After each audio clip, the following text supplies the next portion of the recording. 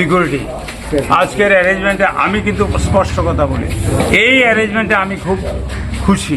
কিন্তু এই অ্যারেঞ্জমেন্ট যদি 6 তারিখ থাকতো 31 ওয়ার্ডে, তাহলে আমাকে হত্যা করা বা আমাদের মিটিং ভণ্ডুল করা সাহস তারা পেত না।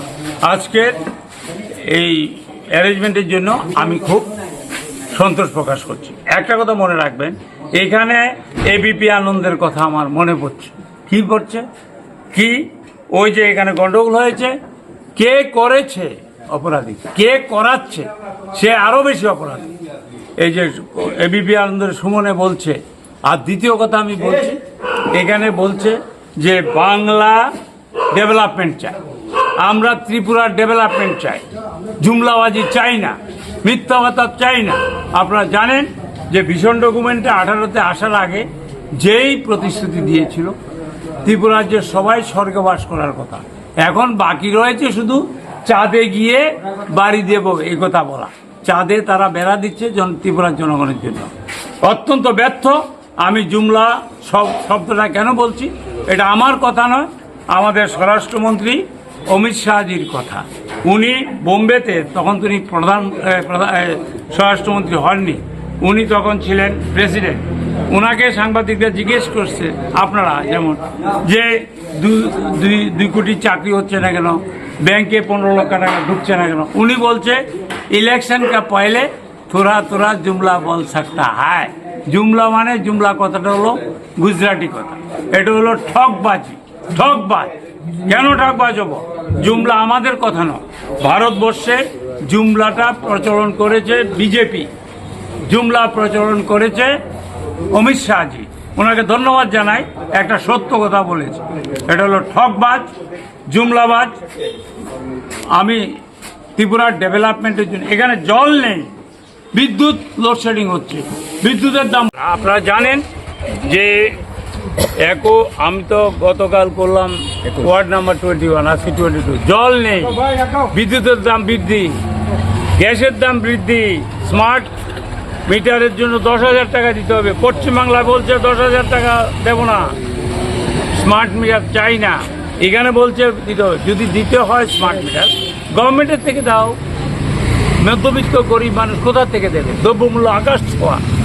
আমি আপনাকে যেটা বলছি, এই 22 নম্বরে এসে বলছি, এখানে আমি গিয়েছিলাম ছট পূজায় আমাদের মায়েদের ওই হরিজন কলোনি, ওখানে আমি গেলাম বর্ষাকালে, আমার পা ডেবে গেছে। আমি একটা ওই সিঁড়ির ঘাটলা আমি দিয়েছিলাম টাকা, কাজ করছে না। আমি একটি কথা আজকে বলছি, এই যে বিধায়ক এলাকা উন্নয়ন তহবিল থেকে যে টাকা হচ্ছে, এটা intentionally, with a heinous intention, একটা চক্র, আমি বলবো, নাম বলতে চাই না, এটা ওরা ডিলে করছে এবং কাজ করতে দেওয়া হচ্ছে না। আমি টাকা দিচ্ছি, মিউনিসিপ্যালিটি ঘোরাচ্ছে। এসডিএম কি করবে? ওর তো ট্রান্সফারেবল জব, নোডাল অফিসার। আমি যেটা বলছি, জল নেই, বিদ্যুৎ লোডশেডিং হচ্ছে, বিদ্যুতের দাম বাড়ছে, গ্যাসের দাম বাড়িয়ে দিয়েছে, স্মার্টফোনের স্মার্ট মিটারের জন্য 10,000 টাকা চাইছে। এটা দুর্বিষয়, এগুলি বন্ধ করতে হবে এবং এটা উড্র করতে হবে। সম্পত্তি কর বাড়িয়েছে, বাড়ির ট্যাক্স বাড়িয়েছে, এগুলি উড্র করতে হবে।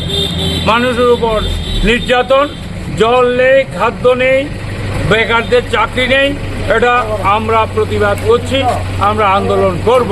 কংগ্রেস ডেভেলপমেন্ট চাই, আমি চিন্তা নাই। এটা হলো, আপনি তো 11 বছরের মন কি বাত শুনলেন, আপনাদের কথা কে বলবে? দিল কি বাত, কথাটা বুঝছেন?